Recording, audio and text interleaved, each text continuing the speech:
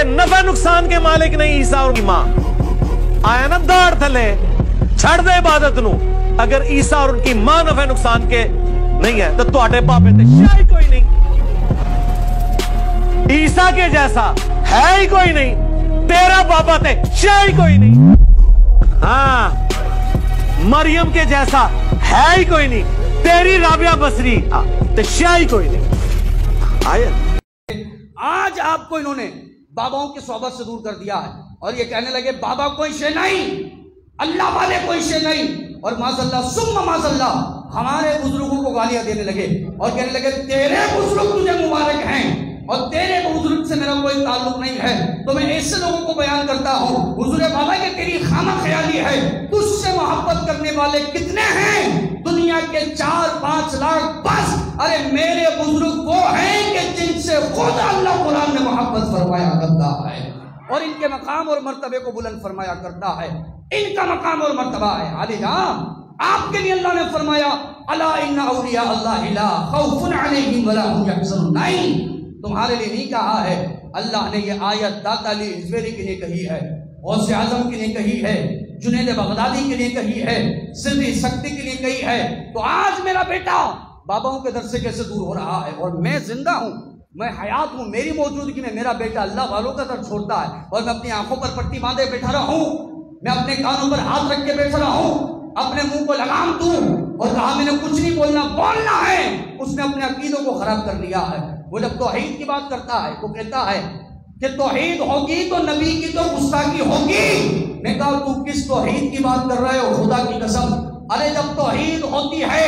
اور توحید اللہ کی وحدانیت کی بات ہوتی ہے تو نبی کی گستاخی نہیں ہوتی نبی کا مزید مقام اور مرتبہ بلند ہو جاتا ہے اس لیے کیونکہ تم صرف ایک سوال کرو مجھے بیان کرو جب اللہ نے فرمایا وانذر عشیرتک الاقربین اے محبوب اٹھیے اور جا کے اپنے قریبی رشتہ داروں کو ڈرائیے میرے آقا کو ہے صفا پر آ گئے اور میرے آقا نے فرمایا او اہل قریش سنو کچھ کہنا چاہتا ہوں سارے آ گئے میرے آقا سے کہنے لگے اے محمد صلی اللہ علیہ وآلہ وسلم کیا کہنا چاہتے ہیں میرے آقا نے فرمایا اللہ واحد اللہ واحد ہے اللہ یکتا ہے یہ 360 تمہارے خدا باطل ہیں میں اللہ کا نبی ہوں میں رسول بن کے آیا ہوں اور حق اور سچ بول رہا ہوں بیان کرو دنیا میں سب سے پہلے توحید اگر حضور کے زمانے کے اندر کوئی کر رہا ہے تو وہ خود محمد رسول اللہ ہے وہ ہے صفا پر کھڑے ہو کر اعلان توحید اگر کوئی کر رہا ہے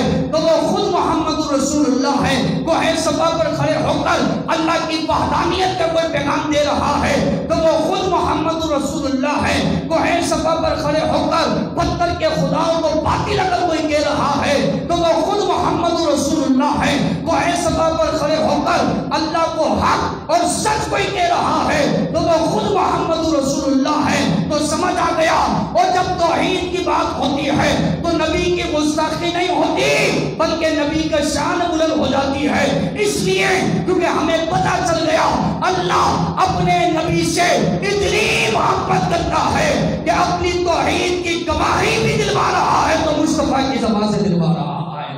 اور کہا آپ نے بولنا ہے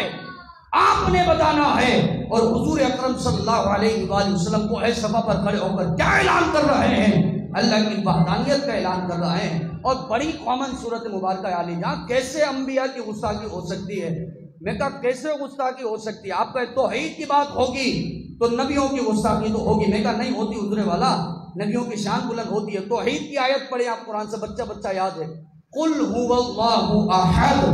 اللہ نے فرمائیے وہ اللہ ایک ہے سب کو یاد ہے آیت پڑھیے قل هو اللہ احد آپ فرما دیجئے وہ اللہ ایک ہے سوال اللہ ڈائریکٹ کہہ دیتا میں ایک ہوں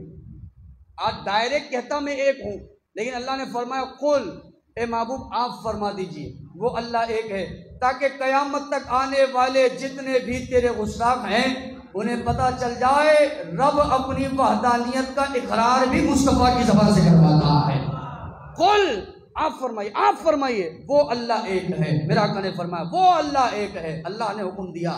حضور نے فرمایا وہ اللہ ایک ہے تو خدا کی قسم توحید کی بات ہوتی ہے تو نبیوں کی شان اور مرتبہ بلند ہو جایا کرتا ہے میرے بزرگ بڑے اعلیٰ ہیں الحمدللہ، میرے بابا بڑے اعلیٰ ہیں الحمدللہ، اور یہ فخر ہے نا اللہ رب العزت نے جس پیران پیر شیخ عبد القادر جیلانی کو وہ مرتبہ دے دیا ہو کہ وہ کئی سال تک عراق کے جنگلوں میں عبادت کر رہا ہو، وہ غریب نواز رحمت اللہ تعالی علیہ جن کو میرے آقا کریم نے کام دیا ہو، جا کر تم نے ہندوستان میں 90,000 نہیں 90 لاکھ کافروں کو کلمہ پڑھانا ہے۔ وہ داتا علیہ ہجویری رحمت اللہ تعالی علیہ جنہوں نے لاہور کی سرزمین پر خدا کی قسم دین اسلام کو عام کر دیا ہو، وہ سری سکتی جس نے اپنی نگاہ کرم سے شرابیوں کو نمازی بنا دیا ہو، وہ جنید بغدادی جس نے اپنی صحبت سے ماں باپ کے نافرمان کو ماں باپ کا فرما بردار بنا دیا ہو، وہ سخی عبد الوہاب شاہ جیلانی رحمت اللہ تعالی علیہ جس نے اپنے کرم سے